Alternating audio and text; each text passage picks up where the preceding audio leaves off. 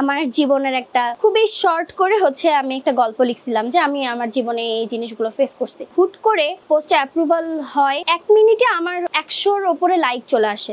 আমি কখনো তো ধরেন ওরকম আমার নিজের ছবি দিলেও যেখানে 2-3 দিন পরেও 100 লাইক হয় না, সেখানে ধরেন হুট করে একটা পোস্ট করলাম আর এত লাইক চলে আসলে একদম আমার ফোন হ্যাং খাচ্ছিল, এইরকম অবস্থা হয়ে গেছে। তো আমি কিন্তু ওটা সেলের উদ্দেশ্যে দেই নাই। বিজনেস করতে তো ভাই পুঁজি লাগে, আমার তো পুঁজি নাই, আমার তো ব্যাকবোন নাই, আমার বাবা মা কেউ আমাকে হেল্প করবে না, কেউ হেল্প করেই না। এক কথা আমি খাইছি কি খাইনি এখনো যে আমার বাবা আমি কি করি না করি, কোথায় থাকি, কি খাই না খাই, আমার বাবা কিন্তু কখনো কোনো খোঁজ নেয় না। তারপরে আমি পেজ ওপেন করি, পেজ ওপেন করার পরে তারপর হচ্ছে আস্তে আস্তে আমি আমার পরিচিতদের, তখন তো আমি অনেক খুশি ছিলাম, কারণ এটা তো এক্সপেকটেশনের বাহিরে, আমি তো এক্সপেক্টই করি নাই যে এরকম কোনো কিছু হতে পারে। আল্লাহ কেন জানি আমাকে এই হেল্পটা নিজে থেকে কেন জানি করে দেয়। আমার ফ্যামিলি আমাকে কখনোই সাপোর্ট করেন, আমাকে আমার ছোট বোনকে, আমাদের দুজনের বলতে গেলে ফ্যামিলি ওরকম ভাবে নাই। ফ্যামিলি আমাদেরকে বাধাও দেয় নাই, ফ্যামিলি আমাদেরকে আগায় দেওয়ার জন্য যে একটা পেছন থেকে যে ধাক্কা দিবে সেই ধাক্কাটাও কখনো দেয় নাই। আমাদের নিজের জীবন নিজেদেরকে গুছাই নিতে হয়েছে। আমার পড়াশোনা হচ্ছে গ্রামে, আমি হচ্ছে নাটোরের মেয়ে। ইন্টারের পরে ঢাকায় আসি। আমি যেহেতু পড়াশোনায় খুব একটা ভালো না, আমাকে এমন কিছু করতে হবে যেটাতে আমি ফিউচারে ভালো একটা ইনকাম করতে পারবো। কারণ ছোট থেকে অনেক বেশি স্ট্রাগল করছি, এক একজনের স্ট্রাগল এক এক রকম থাকলেও আমার কাছে ডিফারেন্ট মনে হয়েছে। বাবা মা ডিভোর্স, এই জন্য আমি ছোটবেলা থেকে খালার বাড়িতে বড় হয়েছি। আমার নিজের জীবন আমাকে নিজে গুছাই নিতে হবে, আমাকে কেউ গুছাই দিবেন। এই জন্যই মূলত ঢাকায় চলে আসা। আমার খালু হচ্ছে আমাকে গার্মেন্টসে একটা জব নিয়ে দিয়েছিল, একদম যেটা রুট লেভেল ছিল, একদম শ্রমিকের আর কি পজিশন, যেটা স্যালারি ছিল ৮,৪২০ টাকা। একদম সকাল 8টা থেকে রাত 12টাও হয়েছে কিংবা রাত 2টাও হয়েছে, আমি একদম টানা দাঁড়ায় থেকে কাজ করা, কোয়ালিটি চেক ছিল, একদম দাঁড়ায় থেকে কাজ করা, একদম পা ফুলে যাইতো। যত যাই হোক দেখা যেতেছে ওয়াশরুমে গেলে পরে বসা, এছাড়া বসা নাই কোনো। 5-6 মাস খুব কষ্ট করছি। খালু আমাকে অনেক পুশ করছে যে না বাবা এটা তোমাকে করতে হবে, এখান থেকে কাজ না শিখলে তুমি বড় হইতে পারবা না। খুব কষ্ট করে আমি 6 মাসের মতো কাজ করছি। দেন আরেকটা গার্মেন্টসে শিফট করলাম, ওখানে আবার একটু ভালো ছিল, ওখানে অডিটর ছিলাম। ছোটবেলা থেকে আমার সেলাই কাপড় চোপড়ের সাথে আমার খুব ভালো লাগতো। আর আমরা তো এমনি উত্তরবঙ্গের, তো আমাদের ওদিকে কাঁথা সেলাই সেইগুলো একদম খুবই রেগুলার, সবাই মোটামুটি কাজ টাজ পারে এরকম। তো আমিও ক্লাস 9 থেকে এরকম সেলাই শিখে গেছি।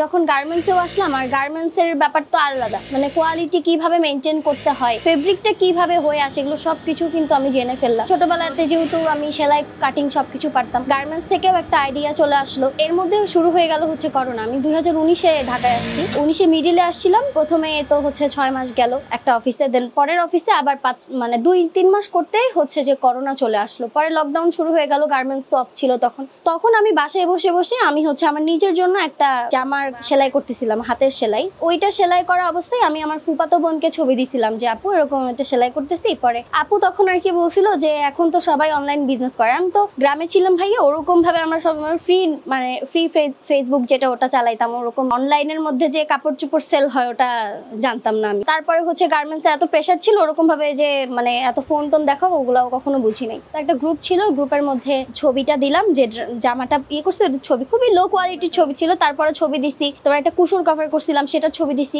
আমার জীবনের একটা খুবই শর্ট করে হচ্ছে আমি একটা গল্প লিখছিলাম যে আমি আমার জীবনে এই জিনিসগুলো ফেস করছি। হুট করে পোস্টে অ্যাপ্রুভাল হয়, 1 মিনিটে আমার 100-র উপরে লাইক চলে আসে। আমি কখনো তো ধরেন ওরকম আমার নিজের ছবি দিলেও যেখানে 2-3 দিন পরেও 100 লাইক হয় না, সেখানে ধরেন হুট করে একটা পোস্ট করলাম আর এত লাইক চলে আসলে একদম আমার ফোন হ্যাং খাচ্ছিল, এইরকম অবস্থা হয়ে গেছে। তো আমি কিন্তু ওটা সেলের উদ্দেশ্যে দেই নাই, কোনো রকম উদ্দেশ্য ছিল না যে আমি সেল করবো কি হ্যান ত্যান। সেল পোস্ট ছিল না, এটা পরিচিতি পোস্ট ছিল। তারপরে হচ্ছে যে আমাকে মানুষ এত বেশি অনুপ্রেরণা দেয় যে আপনি কাজ করেন, আপনি ভালো করবেন, আপনার গার্মেন্টসে চাকরি করার দরকার হবে না, আপনি উদ্যোক্তা হন।